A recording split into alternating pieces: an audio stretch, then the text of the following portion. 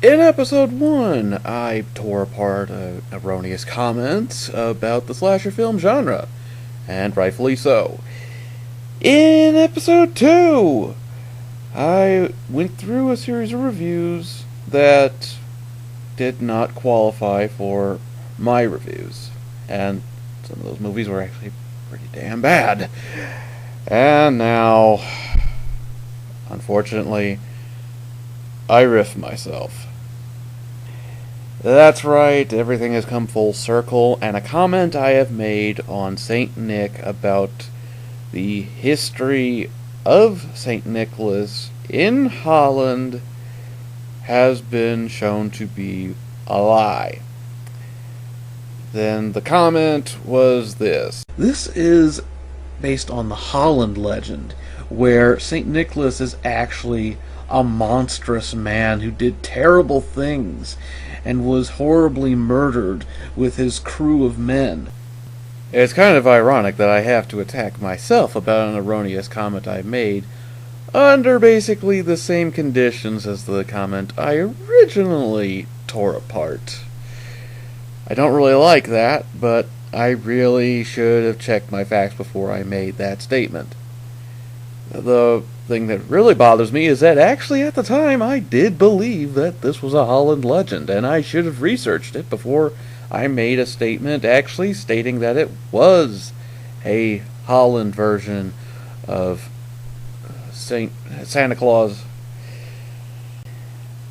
I'd like to say somehow that I didn't screw up, but the fact of the matter is I did, and I got called out on it, and I gotta fess up to it.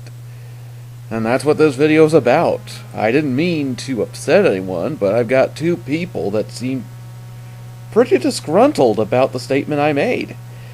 And I want to make it up to them by setting the facts straight in this video, and publicly apologizing that I made a statement that upset them so much. So, here it goes. St. Nicholas started off as a monk in Patra, I think it's pronounced, somewhere around Turkey now, and he was born in either 280 AD or sometime during the 4th century. It's not exactly certain when. The day he died was December 6th and became known as St. Nicholas's feast day. A day considered lucky for large purchases and getting married. The reason for that is because in the legend, or history rather, of Santa Claus, he gave away all of his belongings and wealth to the sick and poor. He was well known for a particular event where 3 sisters were to become slaves by their father. Real dick, if you ask me. But St. Nicholas came in and gave them all a dowry that they could use to get married. I'm sorry, I'm getting ahead of myself. He became the protector of children and sailors by the time of his death for all of the good deeds that he had done. By the Renaissance, he was one of the most popular saints and managed to have a positive reputation, especially in Holland. Oh. Shit. Well, this explains a little bit.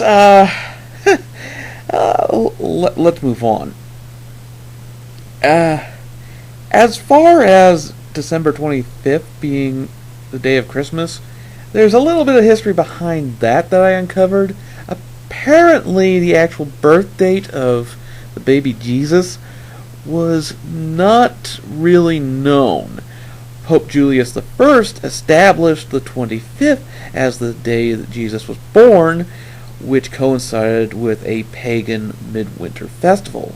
He did this in an attempt to use the holiday and Christianize the celebrations.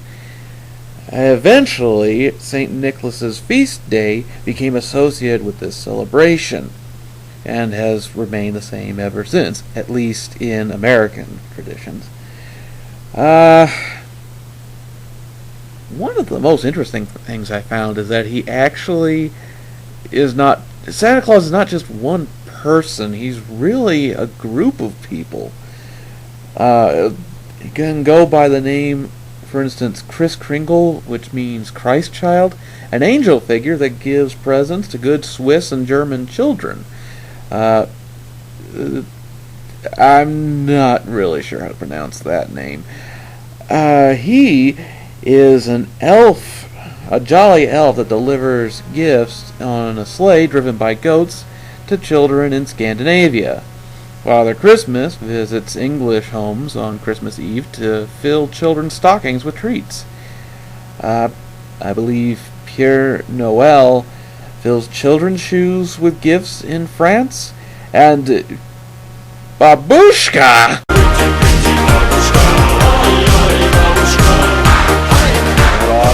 Turn it off, for the love of God, turn it off!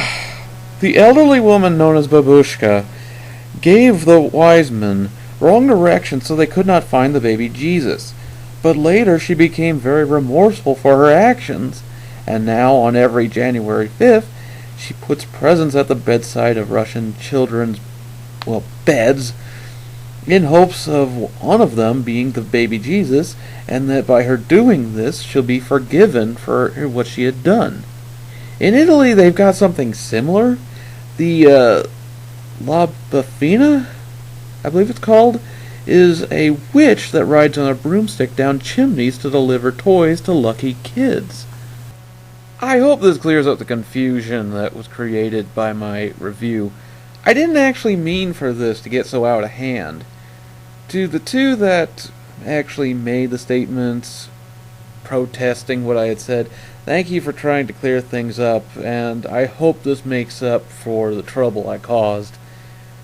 Everything they said was right. He's not really a murderer. Santa Claus was never considered a horrible person. It's just in this movie's history he was. So only in the movie does that statement actually have any bearing. I should have made that stipulation in this.